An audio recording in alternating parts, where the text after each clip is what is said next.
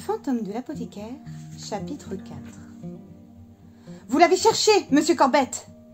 La lune m'en est témoin. Vous l'avez cherché. Un seul mot gentil de vous, et je ne serais pas entré dans cette maison. Cette lune, là-haut, m'en est témoin. Benjamin se détourna du cadavre et considéra la lune, son témoin. Son témoin? Pris de peur, il parcourut la route du regard. Qui d'autre avait pu voir, à part la lune? Personne. Nulle part âme qui vive, hormis la sienne. Il sourit, non sans peine. Puis, il aperçut les yeux de M. Corbett. Désagréable, ceci. Les lunettes de l'apothicaire brillaient toujours au clair de lune. Dépourvues de vie, elles n'étaient pas parvenues à mourir. Je m'en vais, monsieur Corbett, et cette fois, rien de ce que vous pourrez dire ne me retiendra. Il se mit à marcher, mais s'arrêta bientôt pour regarder derrière lui. Là-bas, le cadavre gisait, la face en l'air, apostrophant muettement la lune. Benjamin voulut avaler, mais sa gorge était sèche. Il voulut reprendre sa marche, mais une pensée terrifiante le frappa. Et s'il allait rencontrer quelqu'un alors que l'apothicaire défunt était encore en vue? Est-ce que quelqu'un n'allait pas faire le rapprochement et en tirer, car 2 et 2 font 4, des conclusions fâcheuses? On allait crier « Assassin! Assassin! Il a assassiné son maître! Attrapez-le! Qu'on le pende !» Ça ne faisait pas l'ombre d'un doute. Avec une extrême circonspection, il revint lentement sur ses pas. Mon Dieu, mon Dieu! Comme elles brillaient au clair de lune, ces satanées lunettes! Elles flamboyaient littéralement, ma parole. Une fois de plus, il se retrouva à côté du mort. Le plus sûr, c'était de le retirer de la route, de le balancer dans les buissons, qu'on accuse les bandits de grand chemin, qu'on accuse le mauvais temps même, mais qu'on n'accuse pas Benjamin. Il n'avait jamais porté la main sur cet homme, lui. Le diable l'emporte, ce vieillard! Qu'avait-il besoin d'aller quérir M. Corbett pour l'expédier sur cette route et lui faire rendre son âme malpropre? Pourquoi n'est-il pas passé de vie à trépas dans son lit, discrètement, convenablement? Ou même dans la boutique, s'affalant derrière le comptoir comme un vieux balai? Vous voilà crevé, hein, monsieur Corbett? Vous êtes aussi affreux mort que vivant, mais pas pour longtemps. Il se pencha, empoigna l'apothicaire par son manteau et tira de toutes ses forces.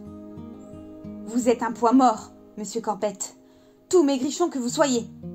Vous devez avoir les os en plomb. La tête de l'apothicaire retomba sur sa poitrine, comme s'il s'excusait du mal qu'il donnait à son apprenti. Ils étaient arrivés en bordure de la route. Encore un effort.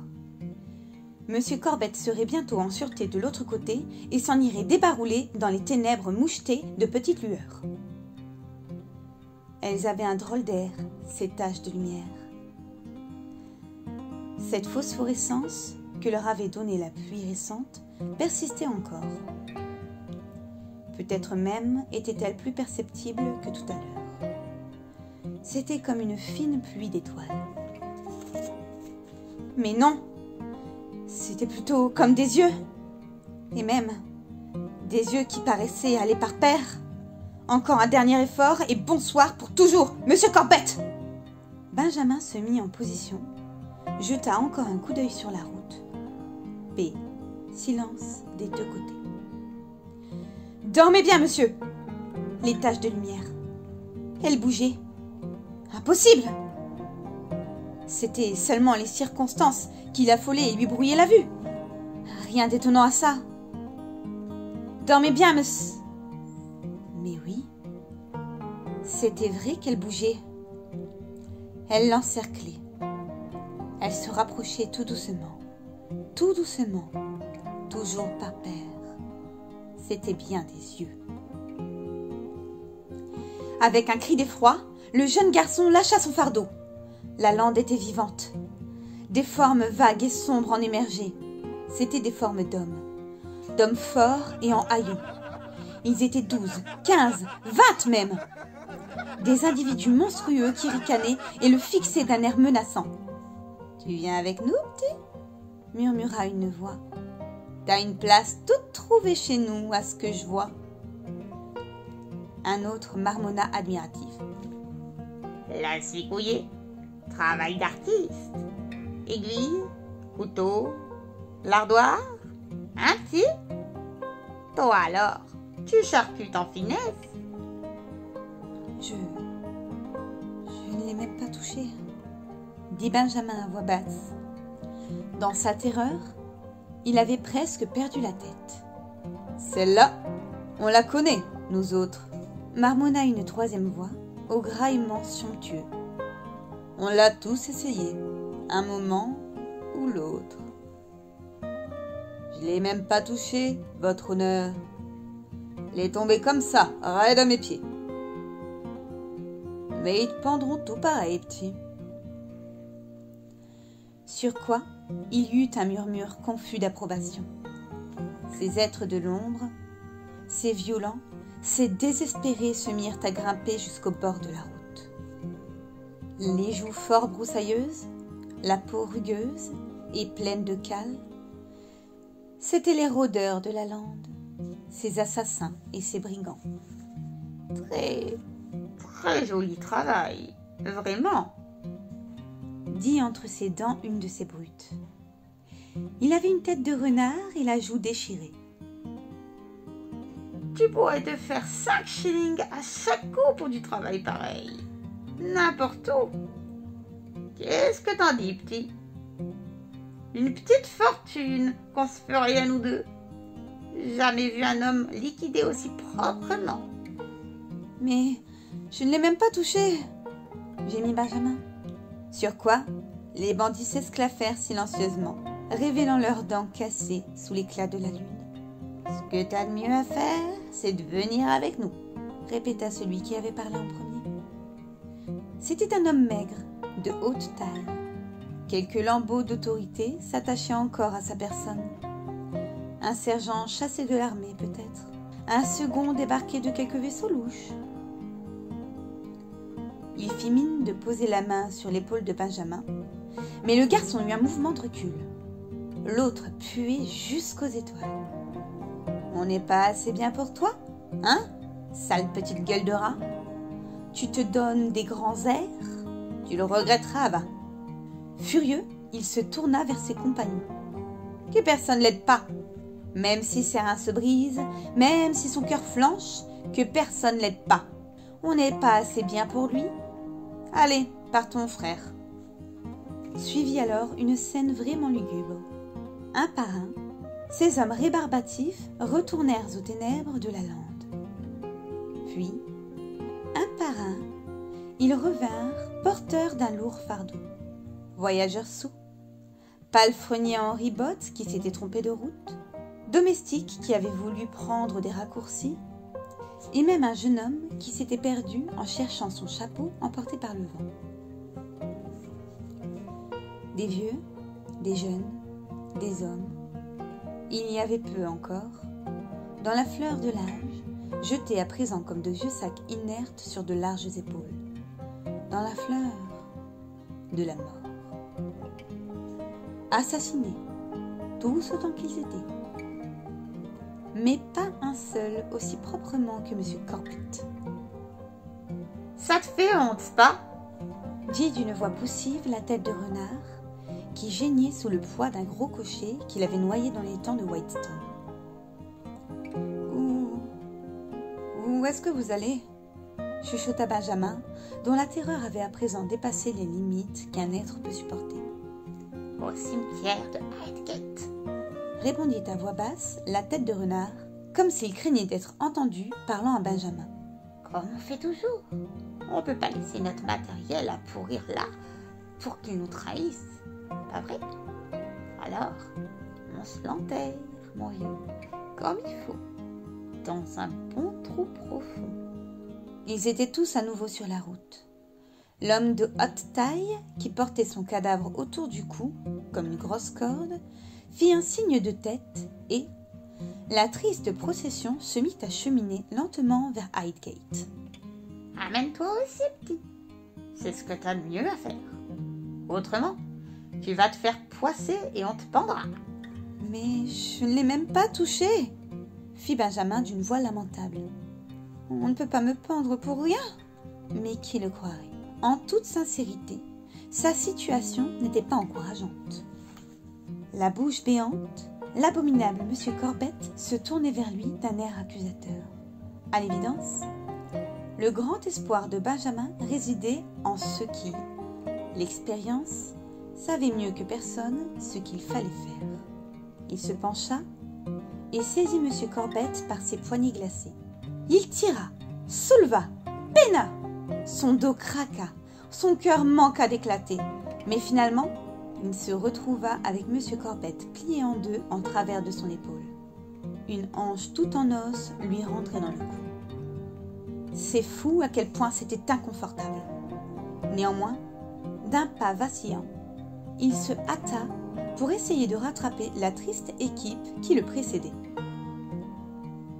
Ce qui ne présenta pas de difficulté, étant donné que son abominable copain, la tête de renard, traînait en route avec son gros cocher trempé et se lamentait sur son sort. « Je vais attraper le mal de la mort, moi !» marmonnait-il sans arrêt. « Il me dégouline jusque dans les poumons. C'est pas possible. Il a dû s'envoyer la moitié de ses dents. Parce que c'est tout ça qu'il est en train de dégorger. Tout de même, j'ai sauvé sa montre de la baignade. Alors, j'ai pas tout à fait perdu mon temps. À quelque chose, malheur, comme on dit. Et tiens, qu'est-ce que tu lui as piqué, petit ?» Benjamin, qui n'avait rien pris à M. Corbet, à part sa vie, se sentait tout à coup godiche et presque honteux. « C'est encore loin ?» fit-il, haletant. « Qu'est-ce qu'il commence à faire lourd ?» « En tout cas, elle tient. Il n'est pas trempé. » marmonna l'expert en noyade. « Et tu vas pas attraper le mal de la mort, toi. Faut que tu sois reconnaissant d'avoir le tour de main, petit, et de savoir liquider proprement. Une petite fortune qu'on se ferait à nous deux. Si jamais tu changes d'avis. » Benjamin fit non de la tête, comme il put, car le défunt apothicaire faisait obstacle, et il frémit. Pour tout l'heure du monde, il ne se serait jamais joint à cette effroyable procession nocturne. Tout ce qu'il désirait, c'était remiser M. Corbet en lieu sûr, sous 6 pieds de terre. En tête, on faisait halte, beaucoup de pieds qui traînent, de grognements et de jurons à voix basse. Cependant, que les bras des morts balaient doucement et donnaient des claques dans le dos de ceux qui les portaient, pourquoi ce retard? La police? À Dieu ne plaise! Non, c'était qu'on arrivait au poste de péage. Redoutable formalité légale, et qu'on ne pouvait éviter. Une lampe de cuivre était accrochée à une applique devant le poste. Elle éclairait les tarifs de péage. Un homme et un cheval, 1 penny et demi. Un homme, un cheval et une charrette, 4 pence et demi. Une voiture à 4 chevaux, 1 shilling et 6 pence. Gros bétail, moutons, cochons, 2 shillings pour 20 têtes au moins. Un homme et un cadavre, 7 shillings et 6 pence. Seigneur! Il profitait méchamment de la situation, ce gardien de péage. Mais, vu les circonstances, que pouvait bien faire un pauvre assassin? Payer ou se faire pendre? Payez ou allez vous faire pendre! Plaisanta le gardien, tandis que ces vilains messieurs se pressaient près de la barrière. Il fut salué d'épithètes variées, proférées entre haut et bas par des voix fatiguées. Gredin! Traître! Sale voleur! Ignoble fripouille! Ce fut alors comme s'il se soulevait en montagne russe un océan noir. Suivit le tintement des pièces que les mains allaient chercher dans les poches mal accessibles pour y trouver l'argent du péage. L'un après l'autre, ils payèrent et passèrent leur chemin, jusqu'au moment où ce fut enfin le tour de Benjamin. « T'es ou va te faire pendre !» ricana le gardien en tendant la main. « 4 shillings. C'est tout ce que j'ai, murmura Benjamin. Que personne l'aide pas, avertit le grand maigre. Désolé, petit. Chuchota la tête de renard. Dans notre partie, on n'a pas les moyens de se faire de nouveaux amis. À plus tard. Peut-être qu'on se retrouvera en enfer. Sur quoi, il s'enfuit à pas lourds dans le noir, vers le cimetière de Hydegate. Son noyé, le cocher, pleurait par-dessus son épaule et, de la main, il semblait faire à Benjamin un adieu ironique. Très vite, ils disparurent, ces assassins furtifs, et même le son de leurs pas se perdit parmi les bruits ordinaires de la nuit. « Paix ou va te faire pendre !» répéta le gardien. « Pour l'amour du ciel, monsieur, vous ne voulez pas accepter mes 4 shillings? Il faut que je passe, vous voyez bien. Il faut que je l'enterre. » Mais le gardien secoua sa tête roublarde. « Désolé mon gars, aucune exception. Autrement, où irait-on? En moins de 2, on les laisserait tous passer pour 6 pence. Alors, je vais le laisser là et m'en aller tout seul !» s'écria Benjamin, avec la violence du désespoir. « Non, pas question mon gars. Je ne veux pas que tu me laisses tes saletés ici. Allez, file et emmène-moi ton ami si tranquille. » Mais, Seigneur, est-ce qu'il peut être vilain ce coco-là? Mais je ne peux pas aller plus loin. J'ai le dos en compote et le cœur près d'éclater. Ayez pitié de moi. Désolé mon gars. Dans notre partie, il n'y a pas de place pour la pitié. C'est à toi de courir ta chance avec ton cher épouvantail. Et à mon idée, elle est plutôt maigre, ta chance. Un bruit lointain lui fit dresser les oreilles. Je veux pas te décourager, mon gars, mais il y a une voiture qui s'amène. Et elle arrive vite. Oui, mon gars. J'ai comme l'impression que ton heure est venue. Et tout ça, faute de 3 shillings et 6 pence. Mais je ne l'ai même pas touché. Je ne l'ai même pas touché. Ce qui fit bien rire le gardien de péage. Puis, il se mit à rire plus fort encore, car l'apprenti, tout encombré pourtant par son fardeau, était parti au pas de course. Dieu du ciel, quelle drôle de galopade! Tous les diables de l'enfer devaient être pliés en 2 d'hilarité. Benjamin avançait par ici, avançait par là, chancelait, faisait de sortes de cabrioles. Ses poumons haletés se soulevaient de manière fort pitoyable, tandis que l'apothicaire défunt lui cognait sans arrêt dans le dos avec ses bras rigides, comme s'il n'avait été qu'une bête de somme. De son pas titubant, il se rangea sur le bas-côté de la route, car la voiture arrivait. Déjà, il la voyait, sombre, inexorable, avec ses arêtes sculptées qui luisaient faiblement sous la lune glacée. En gémissant, il se mit à genoux, comme pour prier. « Puissiez-vous reposer en paix, monsieur Corbett, et me laisser enfin la paix à moi aussi.